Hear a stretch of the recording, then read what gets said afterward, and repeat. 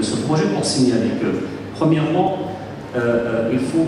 Les réfugiés climatiques en tant que tels ne sont pas une notion de droit international des réfugiés.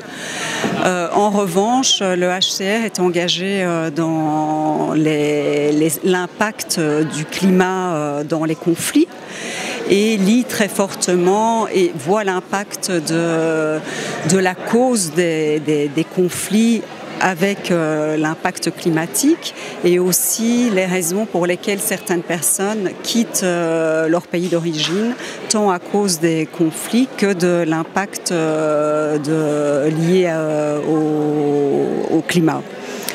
Le HCR considère toutefois qu'il y a dans les instruments juridiques existants, que ce soit la Convention de Genève qui protège les réfugiés globalement ou dans les conventions régionales de l'OUA en Afrique ou de la Déclaration de Carthagène en Amérique latine, des possibilités de protéger les personnes qui fuiraient des situations liées au climat, notamment dans des cas de graves perturbations de l'ordre public.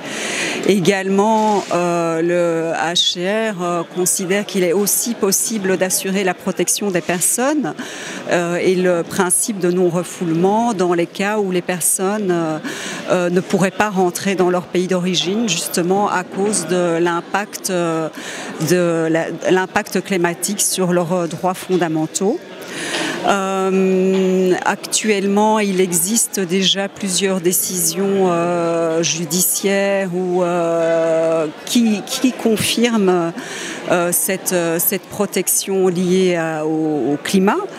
Notamment le Conseil des droits de l'homme, dans un cas contre la Nouvelle-Zélande, a reconnu cette interaction avec le climat. Et récemment aussi, un tribunal italien, en 2022, a aussi reconnu cette interaction. Alors le HCR a aussi un impact au niveau, une collaboration avec les États au niveau international.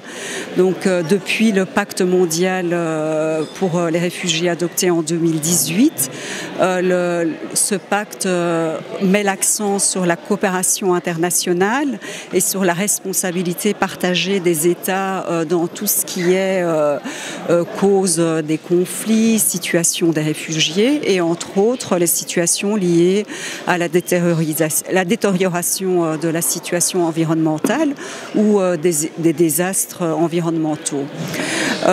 Prochainement, le HCR organise le Forum mondial pour les réfugiés en décembre 2023 à Genève et a élaboré avec plusieurs États, des institutions financières, la société civile et des réfugiés ce qu'on appelle des méga-pledges dans lesquels les États peuvent s'engager au cours des 4 années qui viennent à inclure les personnes affectées par les déplacements forcés, les réfugiés, dans leur plan de réduction des désastres, leur plan de réponse et les services qu'ils peuvent offrir au niveau national et également le financement de ces projets et programmes en matière de changement climatique. Mais comme représentant de l'Agence des Nations Unies pour les migrations ici au Maroc, pour moi c'était vraiment un honneur d'être invité et partager la position de l'OIM sur ce sujet, que c'est très important. Pour nous, le lien, pas seulement pour nous, maintenant c'est reconnu au niveau international, le lien direct entre migration et changement climatique, bien sûr, avec l'apport des autres facteurs qui vont pousser les gens à migrer. Mais c'est très important de souligner l'impact du changement climatique qui va souvent aggraver les vulnérabilités des personnes que normalement seront déjà vulnérables. Donc pour nous, Comme OIM, les liens entre migration, environnement et changement climatique est clé et parmi les priorités plus hautes de l'organisation.